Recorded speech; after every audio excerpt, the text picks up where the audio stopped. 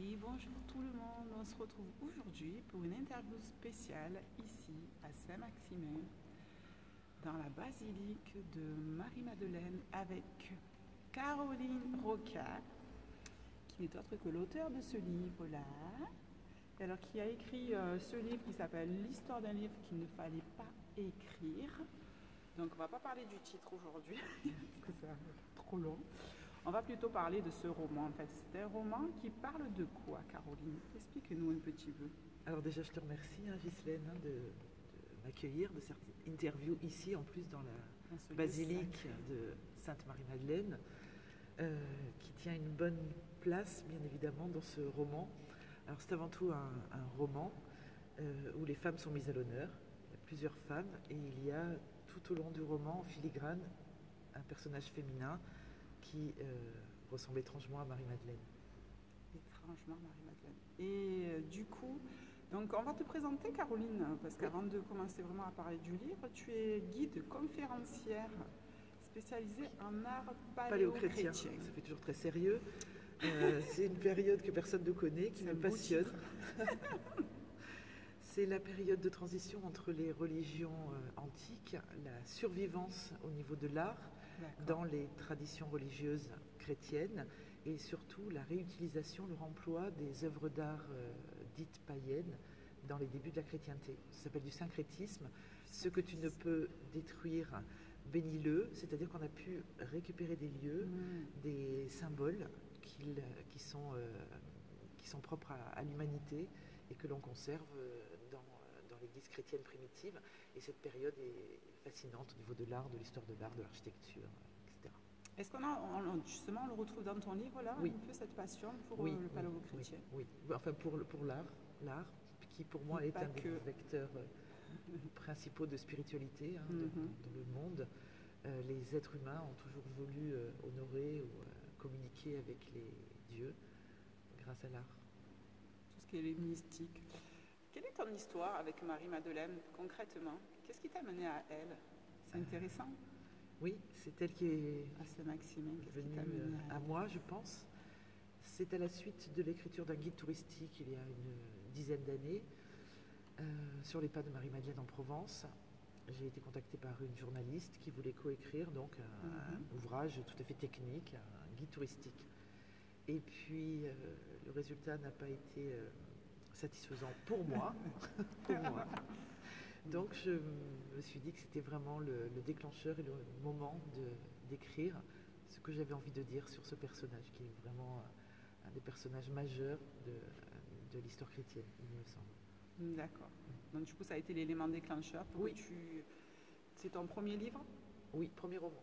Premier roman. Donc là, tu es sur l'écriture du deuxième et la suite. Juste pour vous dire que moi, je l'ai lu.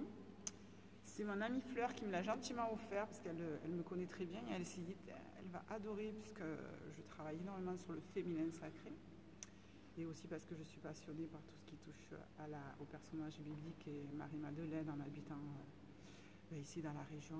C'est un passage obligé et puis c'est un lieu très particulier.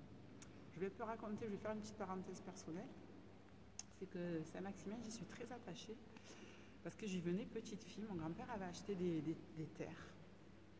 Et en fait, ces terres, ma mère les a toujours et c'est resté. Je ne suis jamais revenue et là, j'y reviens depuis 3-4 ans. Et c'est vrai que je me dis, c'est marrant parce que mon grand-père donc, avait acheté des terres ici. Moi, je suis très attirée par Saint-Maximin et je sens qu'il y a vraiment un lien particulier avec cet endroit-là. J'y viens régulièrement, j'habite pas à côté. Et à la grotte, on y est monté d'ailleurs récemment, il y a à peu près un mois. On est monté faire la visite guidée avec Caroline. C'était juste fabuleux d'avoir des informations, même dans la basilique. On a appris plein de choses. Et du coup, voilà, ce livre-là, je l'ai lu parce que Fleur me l'a offert gentiment. Je l'ai lu cet été. Et en fait, je l'ai lu en 3 jours. Je l'ai, mais dévoré parce que déjà, c'est un roman. Donc, c'est une histoire...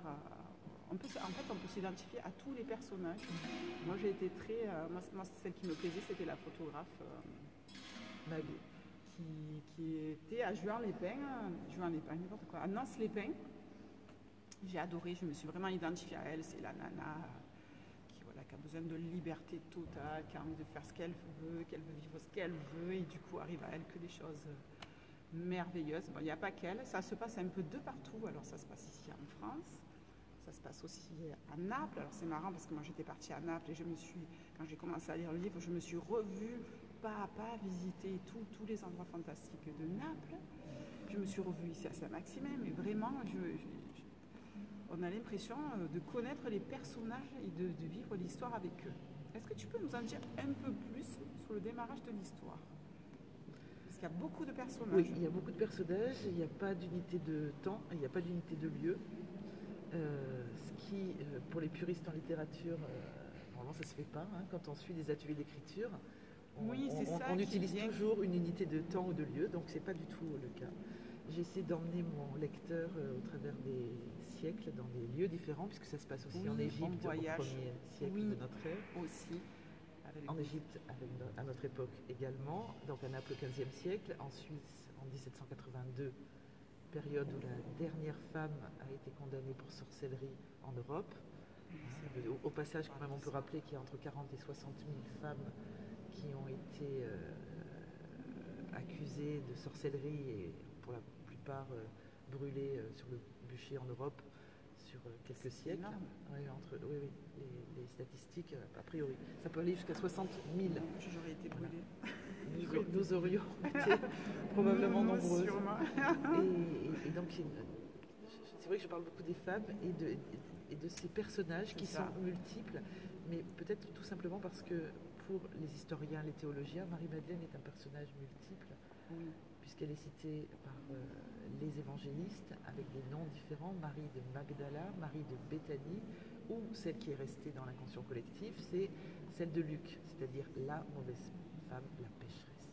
Voilà. Et tout le monde a gardé cette image de Marie-Madeleine, pécheresse, mais déjà on n'a pas son nom, on n'est pas sûr que ce soit bien elle. Et dans ce monde masculin, il était inacceptable et impensable qu'une femme ait un rôle aussi important auprès de Jésus. Voilà. Donc elle a été probablement aussi très jalousée et je pense que la vie des femmes au 1er siècle de notre ère, on a du mal à imaginer ce que ça pouvait être, puisqu'elle n'avait pas de propriété personnelle, et que de toute façon elle devait être à l'égard des hommes et à l'écart à l'écart des hommes. Et à l'écart et à l'écart de toute forme de religion. Elle ne pouvait qu'assister aux offices, elle n'avait absolument pas droit de communiquer avec les religieux. C'était réservé aux hommes. Donc c'est ça que j'avais envie de raconter au niveau de l'art, de l'histoire. D'accord. Dans ce livre, c'est ce que tu as voulu raconter aussi. Alors moi, ce qui m'a beaucoup touchée, parce que moi je suis... moi j'ai plus la sensibilité, spiritualité, aussi thérapeutique et tout, c'est que je me suis vraiment retrouvée dedans, parce que ça parle énormément, donc, comme je l'ai dit tout à l'heure, du féminin sacré. Ce qui m'a plu, c'est le côté historique aussi, parce que tu t'es quand même inspiré de faits réels. C'est romancé, mais en même temps, on a des références historiques qui ont vraiment eu lieu et existé. Donc du coup, c'est un ouvrage, j'appelle ça un ouvrage vraiment, c'est un roman, mais en même temps, moi, ça m'a permis d'avoir des références historiques. Et c'est aussi une manière d'apprendre aussi son histoire, de l'histoire de sa région, ici, de Saint-Maximin. Oui, parce qu'en plus, c'est une région... Je pense que venir ici ou à la grotte, j'espère que tout le monde aura au moins envie de venir ici. À la grotte. Donc toi, ce livre, il est en train, tu le distribues, donc il est distribué aussi à l'office de tourisme de Saint-Maximin, dans des librairies. Très peu, mais quelques librairies. On peut le commander chez mon éditeur, Les Presses du Midi. Sur Amazon, non aussi on Amazon et la Fnac. Donc n'hésitez pas à l'acheter, moi je l'ai prêté. Je vais le récupérer d'ailleurs rapidement.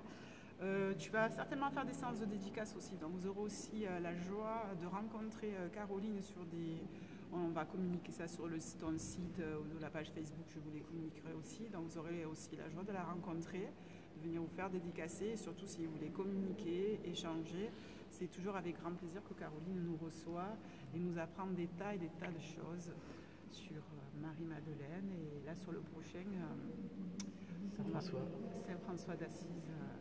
Voilà. Donc elle a une plume très particulière. Je pense qu'on fera une deuxième interview d'ici 1 an. On vous laisse le lire et tout. Et puis on vous expliquera qu'est-ce qui a découlé aussi de cette écriture, de cette histoire pour toi, et tout ce qui s'est joué autour de cette écriture et des personnages aussi qui sont dedans. En tout cas, merci Caroline à toi de ta science infuse et de ta bienveillance, de ta joie et ta bonne humeur et de ta belle plume. Vraiment, au début quand on commence à le lire, on se dit mais où on va, qu'est-ce qu'on fait, et après on est absorbé, on est vraiment... On ne peut pas le lâcher. Moi, je l'avais tout le temps avec moi. J'allais à la plage. J'ai pas pu m'arrêter jusqu'à la fin. Et la fin, t'as pas envie que ça s'arrête. Tu te dis non, mais il faut pas que ça s'arrête. Voilà. J'ai vraiment adoré. Et merci, merci, merci. C'est super d'avoir des auteurs de région aussi. Et je te souhaite, c'est le premier, je t'en souhaite plein d'autres. Et je te souhaite une longue vie à ta belle plume et à tout ce que tu peux nous transmettre.